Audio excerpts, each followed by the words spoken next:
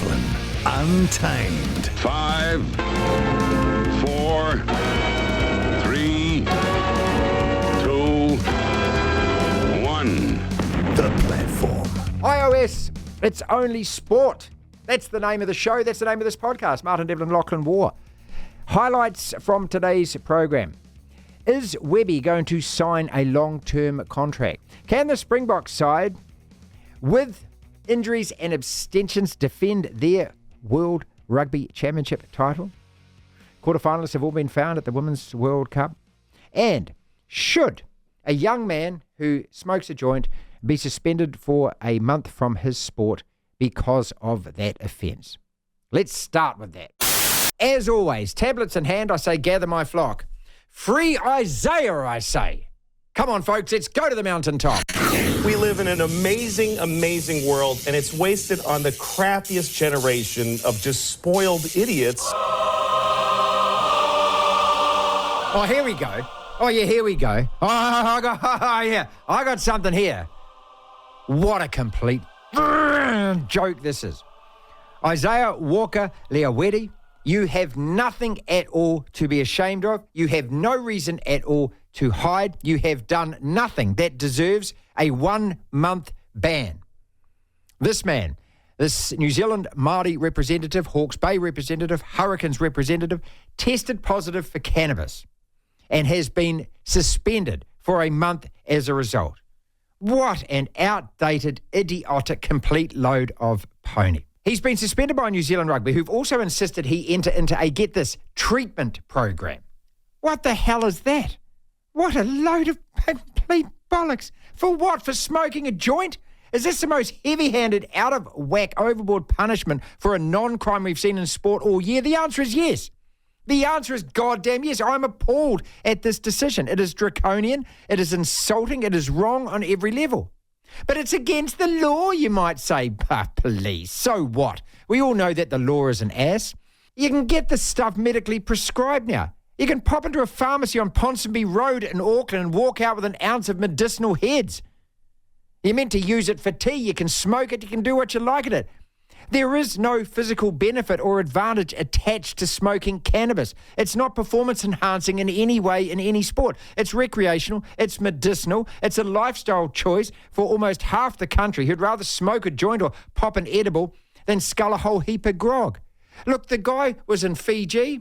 He smoked a joint. So what? Don't even get me started on any of this. It is just so dumb and stupid. It's against the rules, you say. Internationally, it's a banned substance. Again, the rules are an ass.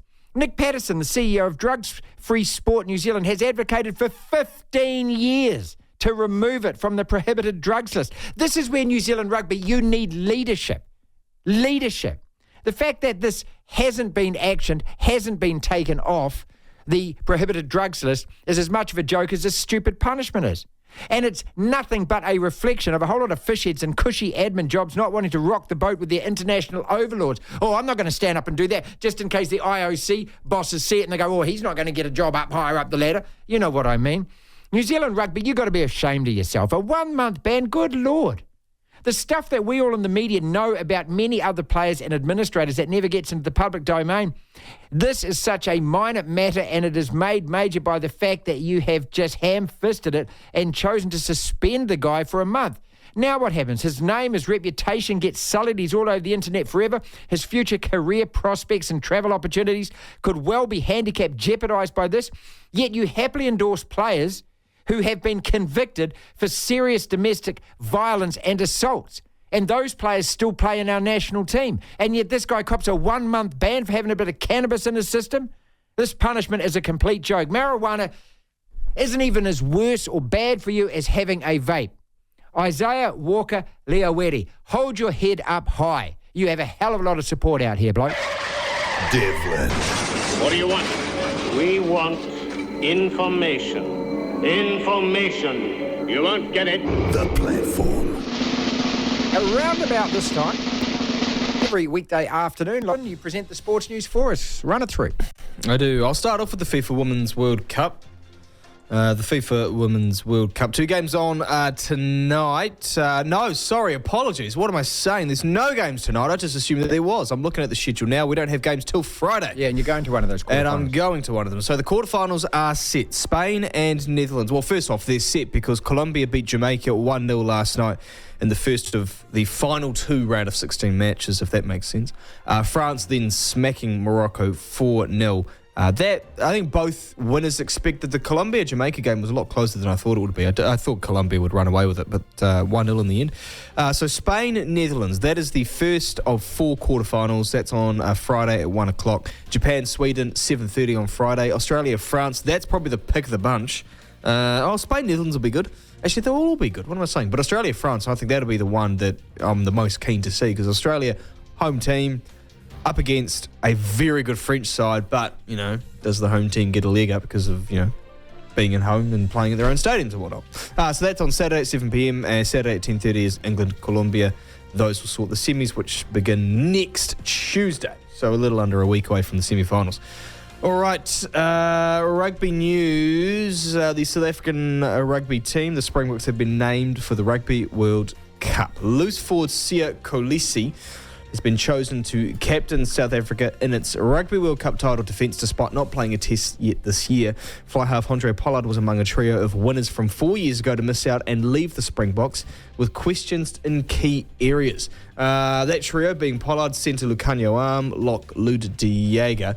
All 3 players, along with Kolisi, were on the starting side in the 2019 final. So serious concerns for South Africa with a little under a month before the World Cup kicks off. The Wallabies, they name their squad tomorrow, by the way. Former NRL star Semi Radradra and European Champions Cup winner Levani Botia join 18 Fijian Indura Super Rugby players in Fiji's Rugby World Cup squad. So they've named theirs, and Radradra was at the last World Cup as well, I think, so this will be his second. Cricket news, Trent Bolt's participation in the upcoming one-day World Cup looks all but certain, having been named in the Black Cap squad for the their ODI series against England next month. He's joined by towering seamer Kyle Jamieson on his return from injury. Any notable names in these teams in the New Zealand ODI squad? Tom Latham's the captain, Finn Allen's in there. Well, Young's in there, good to see. Glenn Phillips, Mitchell Santner, Rutchin Ravindra, we've had him on the show not so long ago. Matt Henry, Southey, Adam Milne's in there, Lockie Ferguson's in there as well. The Black Caps versus England ODI schedule, well, the first of those is on September 8th, so it's around the same time that the Black Caps take on, that the All Blacks take on France. I think September the 8th is actually the same, it'll be evening or it'll be morning our time, won't it? So that's Black Caps are playing on the same day. That's the first of that series against England, that ODI series. Former Black Caps skipper Daniel Vittoria has a new coaching gig in the IPL, but ex-New Zealand coach Mike Hesson has lost his. Vittoria has been appointed as the head coach for the Sunrisers Hyderabad for next season's IPL. Mike Hesson was the director of cricket operations at RCB, Royal Challengers Bangalore, and his head coach Sanjay Banga have both been let go. Andy Flower takes over as the coach of RCB. So Mike Hesson out of his job as the director of cricket operations at that franchise.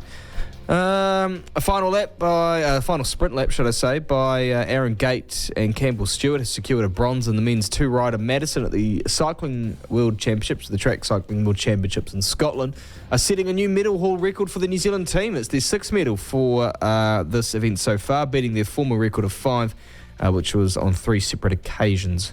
After some delay, a challenger to Israel Adesanya's UFC middleweight throne has been found for UFC 293 in Sydney next month, that being American Sean Strickland. He'll make the trip down under. Eden Park Chief Executive Nick Saunders reveals he has had talks with the NRL to bring a State of Origin game to New Zealand. This annoys me. I don't think there should be a State of Origin game here.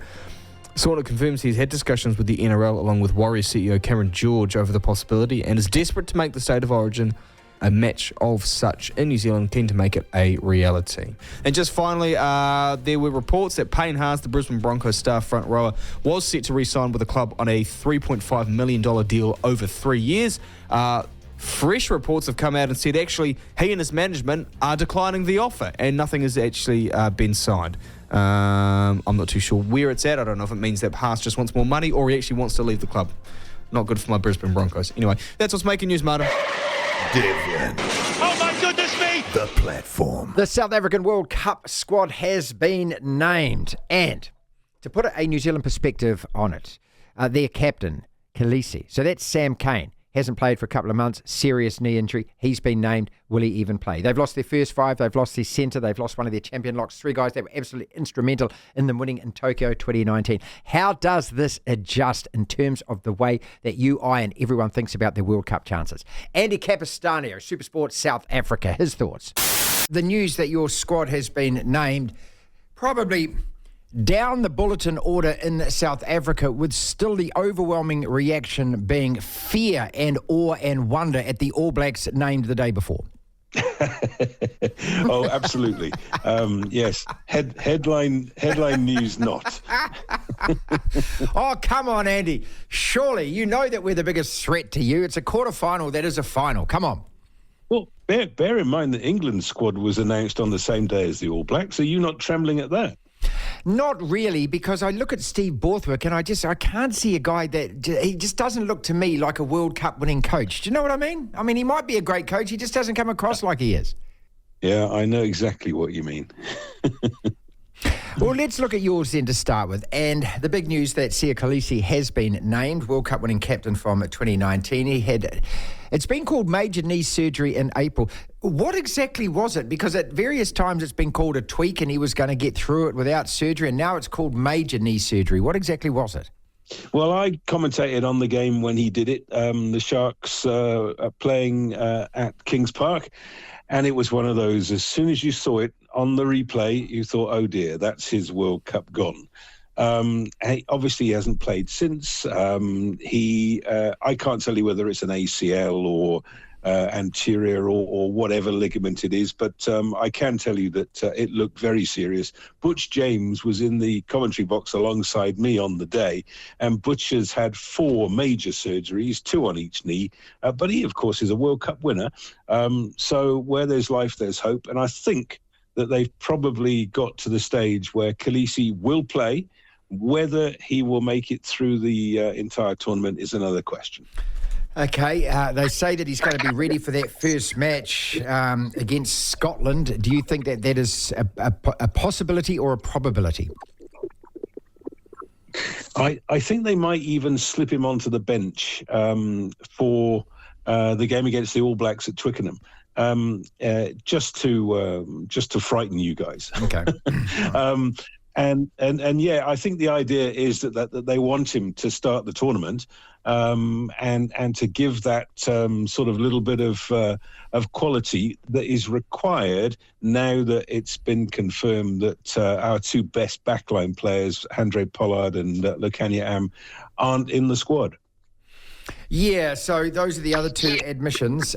So that's 3 from 2019, and also, so Jager, Pollard, and Am, who all played in that final, of course, as well. So when it comes to the next couple of matches, mate, I mean, how do you actually look at these against Wales and against New Zealand? I mean, how do you play these 2 matches? Do you play your best team in those matches?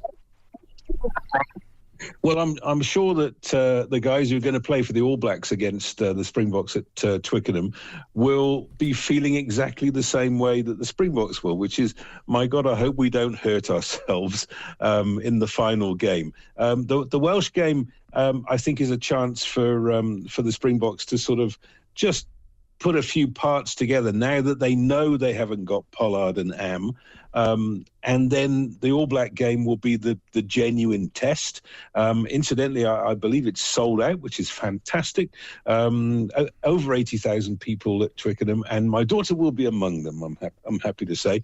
And then we go into the tournament proper. It's going to be very different for the Springboks from what happened in 2019. If you remember, in 2019, they were the first team to arrive in Japan, and they spent a month there acclimatizing. They played a test match against the host nation, which they won easily. They won over the hearts and minds of the Japanese people that they interacted with. That's not going to happen this time around. And I have to say that without Am and Pollard, my feeling is that we probably can't win the World Cup. Wow, is that right? That's, to me, that's how important those 2 guys are. Lukhanyo Am, before he got injured, and right the way through the URC season, he just looked like on a different planet from every other backline player in South Africa. He's able to play inside and outside centre. He is a leader of men. He was being lined up. I think if Kolisi hadn't made it, then he would probably have been vice captain or even captain.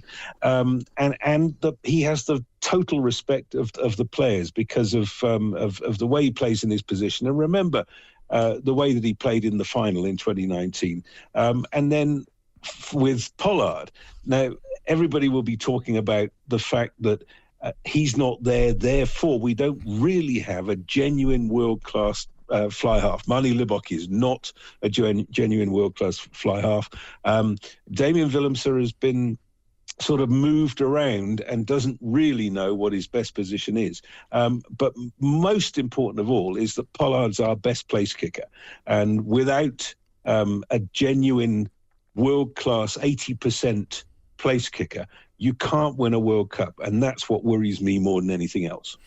That is the gap between the first choice number 10 and your second number 10. That's massive, mate. Yeah, it is. And there's absolutely no question about it. And people was sort of raving about Manie Libbok, but he's a bits and pieces player who's been around. He's bounced between 4 different franchises. He happened to have a good season for the Stormers last year.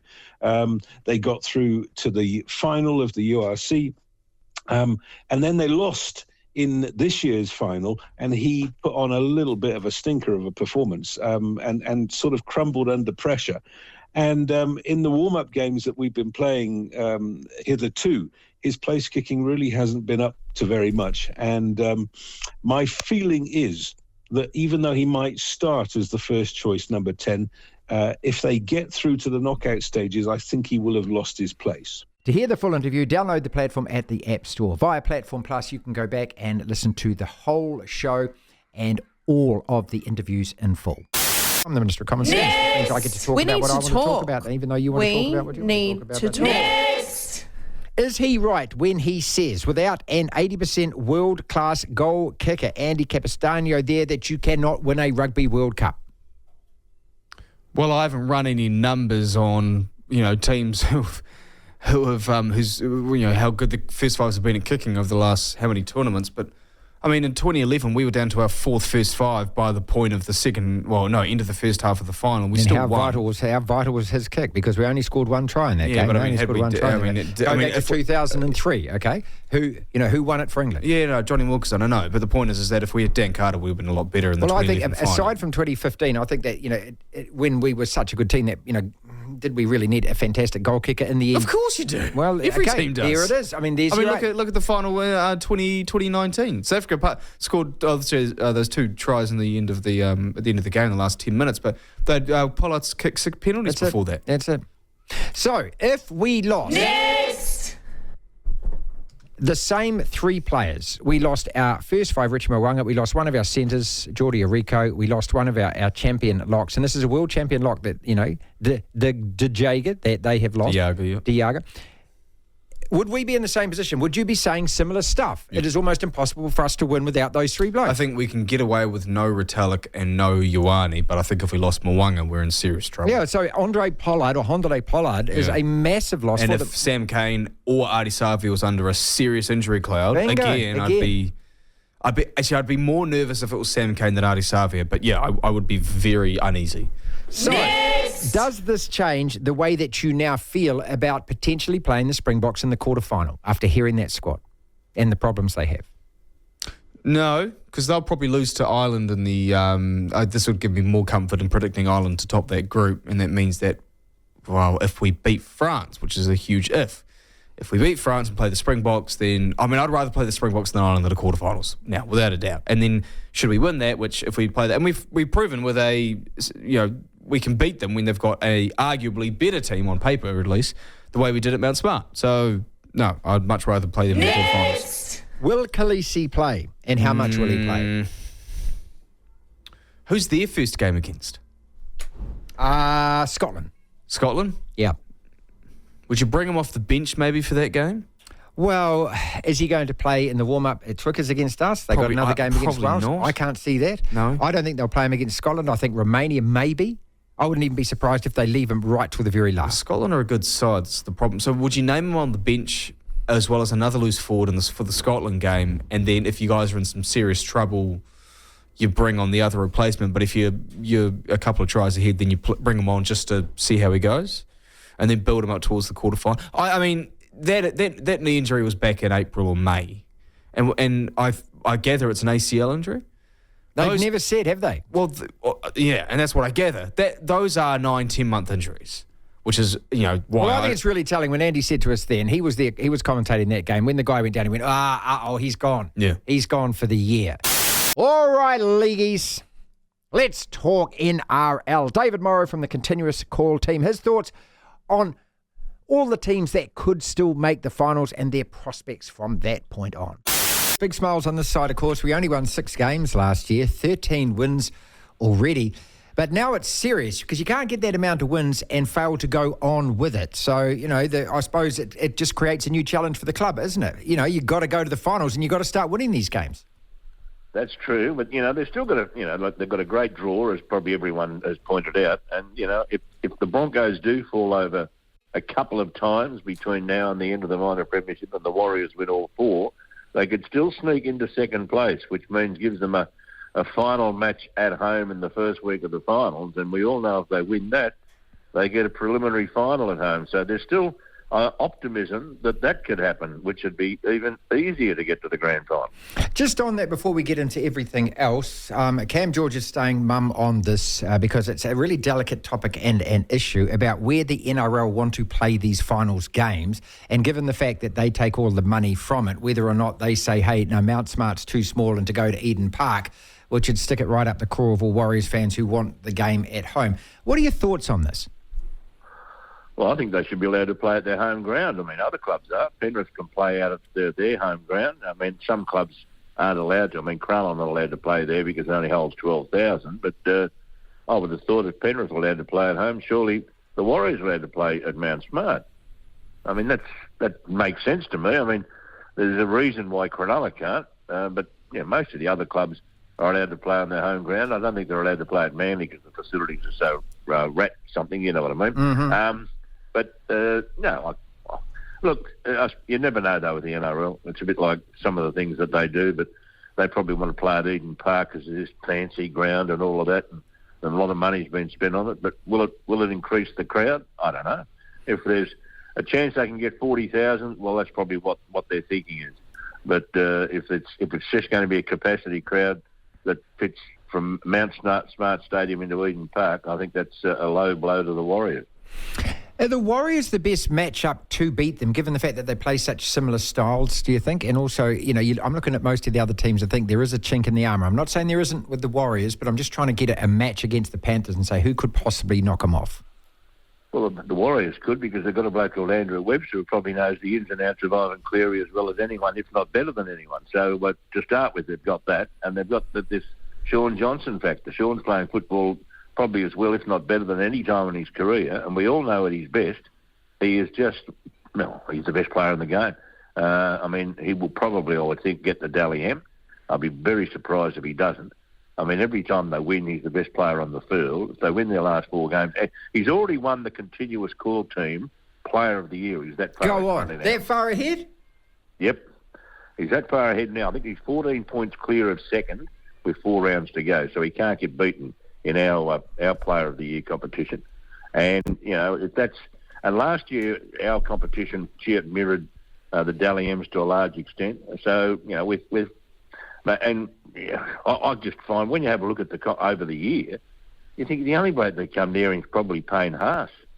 But he's had a lot of points probably, they divide a lot of their points, especially when Reynolds and Walsh are playing. So I just look at it and think, is there anyone down in the sometimes you see the lower reaches, you see a team that every time they lose, one of their players gets a point, and then every time they win, that player gets the 3 points, which is a bit like Johnson, I suppose. But the fact that they won 13 games, I'd be surprised if he hasn't got 60 points this year, because there's 2 judges doing the Dally M's this year. But I'll be very surprised from what I've seen so far Player of the Year competitions if Sean Johnson isn't the Dally M victor. And let's just hope this stupidity that's going on between the RLPA and the NRL, or ARL, call it what you like, doesn't have a repeat of 2003 when Gow would have won it and they couldn't hold it.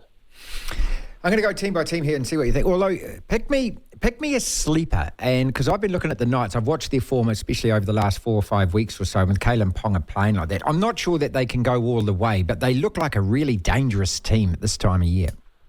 Well, they look dangerous because they've got some damn good forwards. All year we've been looking at the Knights team and saying, what the hell's going on? They've got the Saifidi brothers, they've got this Thompson who goes like the wind, they've got Frizzell, they've got Fitzgibbon, Elliott. I mean, it's a great forward pack they've got. And as you said, they've got Kalen Ponga. Hastings is playing good football. Still got a big question mark about Tyson Gamble, but he's a goer. He tries hard. They've got dominant. I mean, there's a lot of class in that Newcastle side. And if they can hit it up, I just don't think any team from the bottom half of the eight can win. Because basically they've got to play 4 good games against the best opposition 4 weeks in a row. And that's the problem. And it's a tough game, rugby league. And, you back up and back up and back up. But every week when you're backing up, basically the further you deeper you go into the finals, you're backing up against a team that on paper, according to the points table, is better than you. Yes. So you've really got to play some good footy. Yeah, occasionally Parramatta did in 2009, but that was because Jared Hayne was on fire. They got to the grand final. A few sides have done it. But, it's very rare. It's very hard. David, what is your assessment on the Melbourne Storm? I mean, just because they are the Storm, I keep thinking, beware of this side. But are they actually, in fact, as good as they have been in the past? I think it's fair to say they're not as good, but we've been saying that for 20 years. Good point. Yeah, exactly right. Just keep creeping on. Yeah. They've lost all these players they can't do anything. Then all of a sudden here they are in the grand final again. I think their worry is their forward pack. They got, we all know their backs at their best. Jerome Hughes is back this week, and he was sadly missed last week. Coates is back, Munster, and of course you've got Pappenhausen, who's played 40 minutes last week. He's probably going to play the whole game this week, and he might be back, 2 weeks out from the finals. And if he can find his best form, that's a factor that no one's really put together with the Storm. But if he's back there, all of a sudden they're back in contention because they've got enough good forwards to they play a bit like Penrith. They don't give you anything. The last couple of weeks they've made mistakes, and I know Craig's just said he is absolutely livid with them, and those blokes will know that Craig will be looking for mistake-free football for them. And if they do that, they've got the backs to win the comp. Don't worry about that. To hear the full interview, download the platform at the App Store. Via Platform Plus, you can go back and listen to the whole show and all of the interviews in full. Isaiah Walker-Leawere. Should he have got a 1-month ban? Let's start with that, because we've been talking about this in the office, and there's only 2 of us here in the office, and we don't argue very often, we don't disagree very often, but we are disagreeing about this. The point that I made at the start of the show is simply that I think that this becomes a much bigger deal than it ever should or it ever should have been. This young man now wears the stigma of being named in public. He has been sent on a treatment program by New Zealand Rugby. I mean, how patronising and embarrassing is that? I don't agree with that at all. I know that, and your argument is solid in that these are the rules, these are the laws, and therefore we have to abide by them. My argument to that is sometimes the law is a complete ass, and it takes good people, it takes people with real leadership and conviction to stand up and say, no, this is wrong, and this needs to change. And I believe this is one of those instances. And I know no one from New Zealand Rugby has the cojones to do this. I mean, rubber stamping this, putting this guy through what you're putting him through, that is wrong in my book. He smoked a joint, so friggin' what? It's not performance enhancing, so remove that from the equation. So then you're talking about the law aspect of it. Now, I was in the United States last year. I was in New York for 4 or 5 days. There is a pot shop on every single street block, and they have decriminalised it in the biggest capitalist market. We had an opinion poll at the last election, and it was so close to being 50-50 on legalising cannabis. And if it was sold to the electorate in the right way and the Prime Minister hadn't have done what she did, which, saying, I don't know what I'm going to vote, which means that she probably smokes. Yeah. I think we all assumed that, right? Yeah. This is nothing libelous in saying that. I assumed that. And anyway, if you're an adult in New Zealand and you're in your 30s and you haven't been around a single sniff of marijuana, there's probably something wrong with you. Well, you just don't go out. Well, it's prevalent everywhere. You can walk down Ponsonby Road, as I say at the moment, walk into a doctor's surgery, get a prescription for medicinal cannabis, right? I mean, that's how so low down the scale it is in terms of whatever offending. But a couple of things. First off, what did you say at the start of that little spiel just then? I said it's against the law and it's also against the law. No, but you also said that it's going to be a stain on his reputation. Yeah. Isn't that you also admitting that there's something wrong with what he's doing? No, not at all. No, because you're saying it's going to be a stain on his reputation. Well, that's why it's been made such a big deal of in all the mainstream media, because they are hitting this to the fence when it doesn't deserve to be. Yes, I to a degree agree with that, because I know a lot of people who have, and I'm sure I would think it'd be in the 70s to 80 percentile of adults and even teenagers and adults in this country that at some point or another have consumed cannabis in some capacity. Absolutely. Now, at the end of the day, say what you like about whether the rules are stupid or whether there needs to be some leadership or whatnot. At the end of the day, what Isaiah Walker-Lee already did is either against, at the very least, is against the law, whether you agree that law doesn't matter because it is the law, okay? And it is also probably against NZR guidelines. So him getting in trouble for that is only fair. Now, the fact that it's only come out now means that NZR haven't gone public with it in any capacity whatsoever, so they probably didn't want this to be a stain on his reputation. Someone's probably picked up on it and inquired about it, and they've come across the story. So I don't think NZR have done anything wrong in that capacity. Now, you can make arguments that, look, there's players who have, Shannon Frizzell's got in trouble for bar fights. Years ago, Adam Thompson beat up a woman. I mean, there's a real nasty past with rugby players in this country and getting in trouble with the law.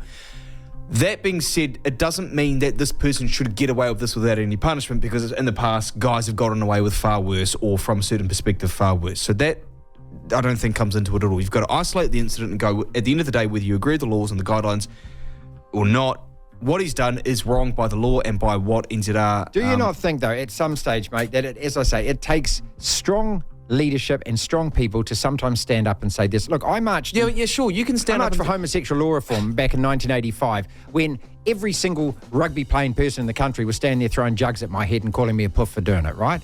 But I thought at the time that if you were homosexual, you had every right to live a life and have a life like I have a life. And so I went out there and I marched for something that was against the law at that time. Yeah, you were breaking the law if you were having homosexual sex. I don't think it is, mate. I think it's I think it comes a time where society changes, where you've got to step up, stand up and say this is not good enough anymore. Sure, but is it a total encroachment on your human rights and what you're biologically wanting to do? Like, are you someone that absolutely needs to, hypothetically you or anyone out there, are you absolutely someone who needs to go out there and consume marijuana? Well, if that's the case, yes. And if I wanted to have a drink, yes. I just think it's all in the same bucket. We're all adults, and I don't believe he's done anything wrong. No, I agree. I'll be on. Like at the last with the what's the word for it? The referendums at the last election, I voted in favour of it. Maybe I shouldn't have, but I voted in favour of it. So I'm totally open to it. The point is, all of that aside, what he's done is against the law, and you may not agree with the law. I might not agree with the law in many ways, but the rules are there, and until they're changed, you can say there needs to be leadership and stand up for it. Sure, go on the streets and protest for it, but at the end of the day, that is what the law is. Well, I just believe there should be a. By the way, the suspension's over. It was between the 5th of July and the 5th of August. It was 1 month. It's over. He can play again. I think at the end of the day, it requires somebody to actually be brave enough to go, this is a load of crap and it needs to change. That's what I mean. But hold on. Just quickly, you agree that he should be suspended? No, not at all. Well, then hold on. But he's broken the law. He's broken the rules. Don't care. Don't give a stuff about it. Well, you're just as bad as every single person who's going into a service station and taking chips off the shelf because they need to feed their family. Not really. Yes, This is a victimless crime. That is a victim's crime. Okay. But he's done something that's against the law. Yeah, but this is that's not a victimless crime. It's a totally victimless crime. How? Who has been crimed upon by him doing that? Okay, hold up. Who has been hurt? Who has been hurt and harmed in someone going in and taking a bag of chips? The guy who owns a service station is losing money, mate. Well, I stood in there and watched a guy do this, intimidating the women behind the counter by snarling at them. Those people were intimidated, and the person who owns a servo loses cash. That's a crime. Yeah, that's okay, theft. fine, but it's the law. You can't consume it. It's the law, every mate. now and again, the law is wrong, and on this case, it's bloody wrong, and somebody needs to stand up and say it. Then your entire justice system collapses if you've got to say one law doesn't need to be followed. Here's the next guy that's coming on the program in about half an hour. Nick Patterson, who is the CEO of Drug Free Sport New Zealand, has advocated for 15 years to get this substance off the banned list. because he agrees with me. It's rubbish. Good for him. It's rubbish. And I encourage him to keep doing it. But right now, in this point in time, this is the law, these are the rules, and sadly, you got to follow them. There should be a suspension. No, disagree. Law's an ass. The doyen of New Zealand sports broadcasting is Brendan Telfer, the BTE, brought to you every Wednesday on the platform, courtesy of JK's World of Golf. We talk issues, including netball and what went wrong with the Silver Ferns. Is Noeline Taurua the right woman to continue running the cutter with our once world champion team? I'm not as disappointed as I think I should feel, because I just didn't think that we had the side to win that. When Grace Nweke went down, I thought, here we go. Yeah, but that's why I want you on, because, all right, keep going. Well, I sent you a text, and I just looked back on my phone a week and a half ago or 2 weeks ago, when Grace Nweke pulled out because of that serious knee injury. And I said to you, there goes the Silver Ferns. Their World Cup has just gone belly up. And netball, whether we like it or not, like some other sports, like basketball, like I suppose even the lineouts in rugby, height is everything. Yeah. And if you think of the period that we enjoyed, the success with Irene van Dijk at goal shoot, we won Commonwealth Games gold medals, we won world titles, we won everything. We had the better of Australia simply because of her height. My old friend who I commentated with for a long time, Julie Townsend, ex-Coney, who was captain of the Silver Ferns way back when, had this expression. She said that when with Irene in the goals in the circle, the feeders could throw the ball, they could fling the ball over all the rubbish. It's a sort of patronising term, but all the attempts by players with their hands waving around in the air, trying to pull the ball down and jumping for the ball. The New Zealand feeders, the wing attack and centres in particular, would just send the ball over all of that. And standing tall, pulling it out of the air was Irene van Dijk. And this is what Grace Nweke's able to do. She's exactly the same height as Irene van Dijk. They're both 193, which I think is about 6'4", and the Jamaican shooter is taller than both of them. She's 6 feet 6, 6 feet 8. She's $1.99, say 2 meters. And although Wilson did a fantastic job for the Silver Ferns stepping in for Nweke, she was going at around 90% for most matches. But the problem when you've got a shooter like Maya Wilson, who's no shorty, she's $1.87, so she's just over 6 feet, is the feeders can't throw the ball high to her because it'll just sail over her head and go out over the back line. So she doesn't have the height, whereas Janelle Fowler, the Jamaican, she was even taller than Irene and Grace.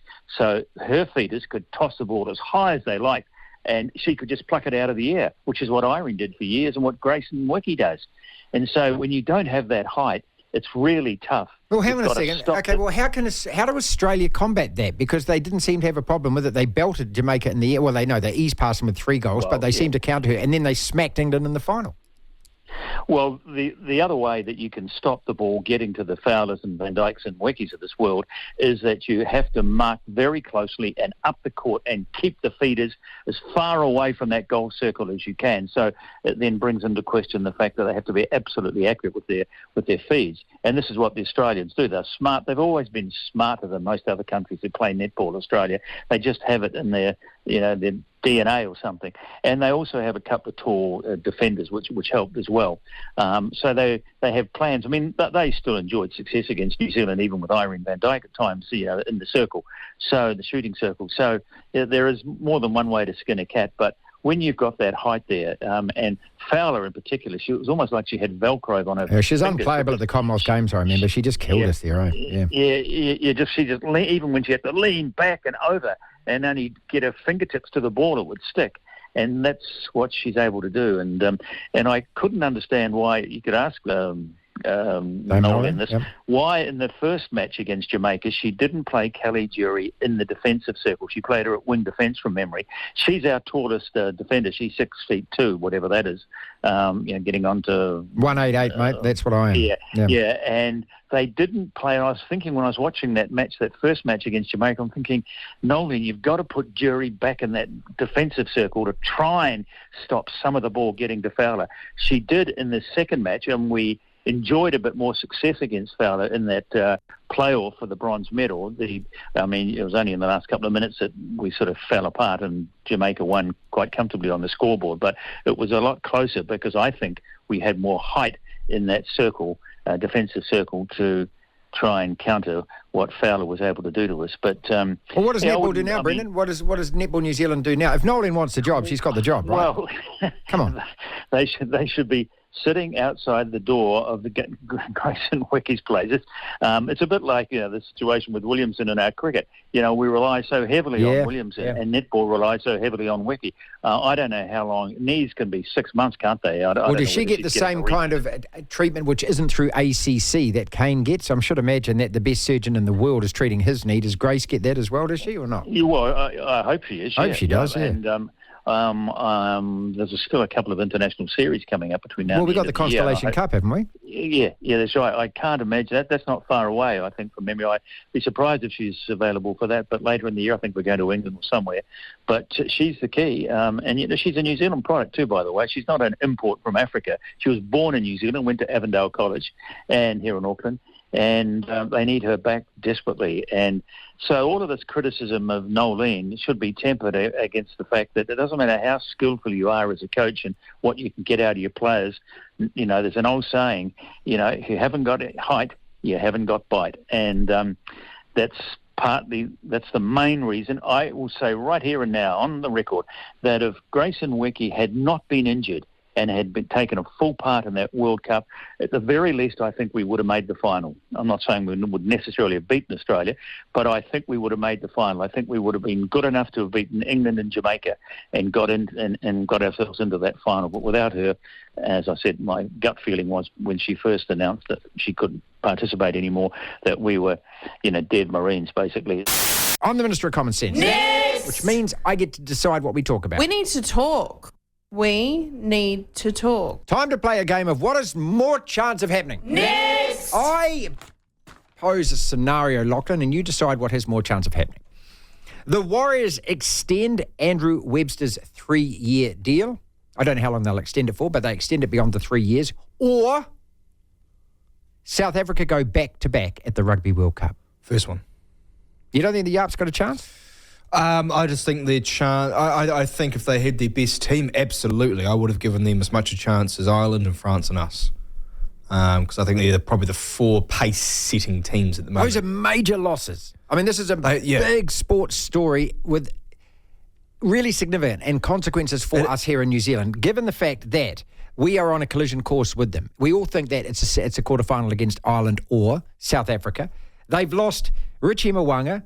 They've lost one of their centres and they've lost Brodie Retallick. Plus their captain is probably not going to play. I just want to put a New Zealand perspective on it, because if that was the case and you took those 4 players, I'll tell you what, I think Sam Cane, Mwanga, a centre and a lock out of our team, how good are we right now? Well, we saw it against Australia in the first half and didn't need it. Not as good. Yeah. I think actually a better one is maybe 2011. I was going to say 2015, but because that team was better. But 2011, we lose Dan Carter. We did. We've got Richie McCaw on a seriously nerve-wracking injury cloud. Conrad Smith out, and let's say Ali Williams out. Well, he was injured and then came back into the tournament late, didn't he? So did he? No. Who are our locks? No, it was Sam Whitelock and Brad Thorne. So let's say Brad Thorne, right?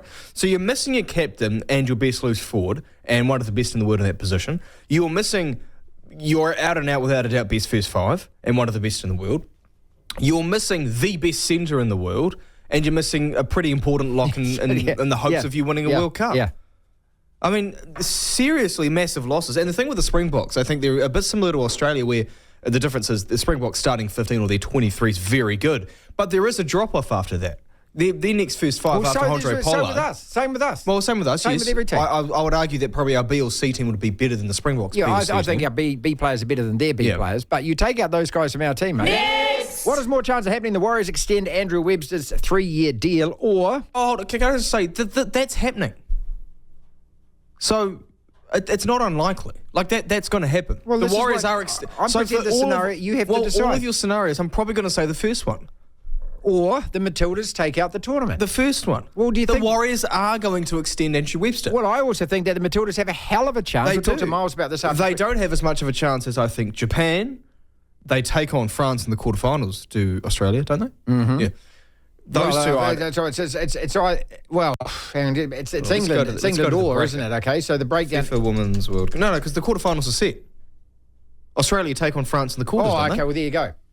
Yeah. Yeah, they do. And then England have been in good form. They take on Colombia. They should win that. Japan should beat Sweden. And I'd say Spain beat Netherlands. So they've got to then beat, should they get past France, which is a huge ask, they've got to beat England, Japan, or France. One of those, well, two of those three, actually. I think they're in with a shout. They're in with a shout. They're in with a shout, Okay. but it's more likely that Andrew Webster's All right. contract gets extended. What is more chance of happening then? The Warriors extend Andrew Webster's contract, or some other team other than Man City win the Premier League this year? I was looking at some Premier League prediction videos before we went on air.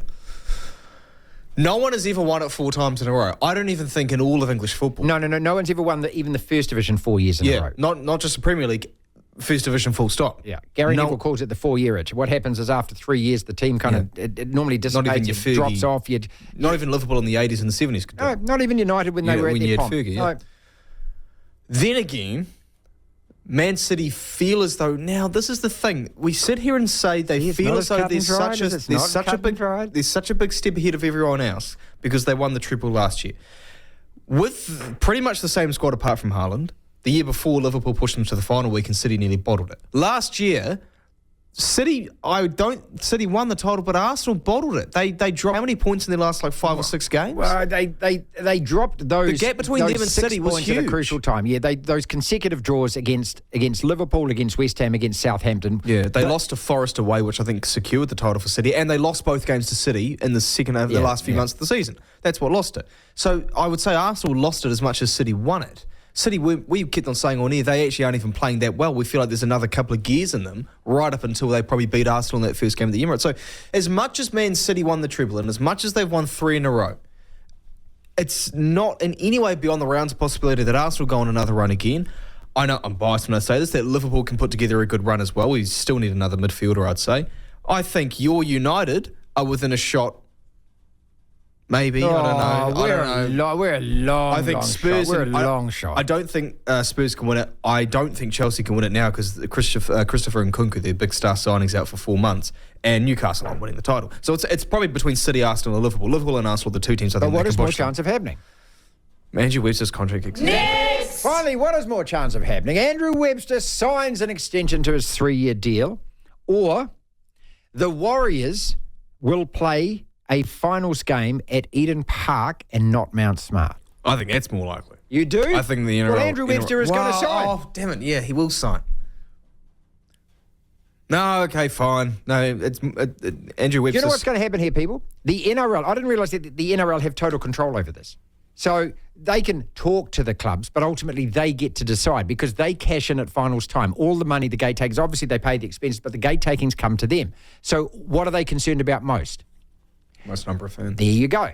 And so if it comes to the Warriors, now this is the scenarios, right? If the Warriors finish in the top 4 and say play Penrith or the Broncos in the first round of the playoffs, lose that, their home match, then, like if it was if they finished 5th and 6th, they would play that game at Mount Smart. Yeah. But if they lose in that first one and then get the next one, that's going to go to Eden Park. That's not a decision that the Warriors have to make. It's a decision the NRL will make on their behalf. Yeah, and this used to be the rules. I assume they still are now, but these used to be the rules where when qualifying finals, the home team played at their home ground. The semi-finals, the home team played at their city's biggest ground. That's it. The preliminary finals, it's your state's biggest ground. So like in 2010, the Gold Coast Titans played at Suncorp Stadium, and then the grand finals in Sydney. So I would say it's more chance that Andrew Webster's contract gets extended, but I'm very fair. I'd rather it be at Eden Park because I think you'd get 52,000. Oh, you'd get 50,000 let's fans debate there. this. No, I've got my Mount Smart, man. Well, 505 on the pitch.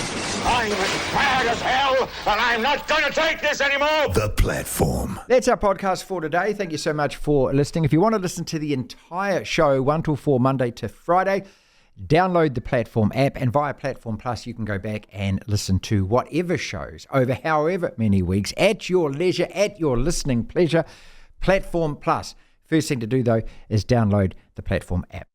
Devlin. Unbelievable. Incredible. The platform.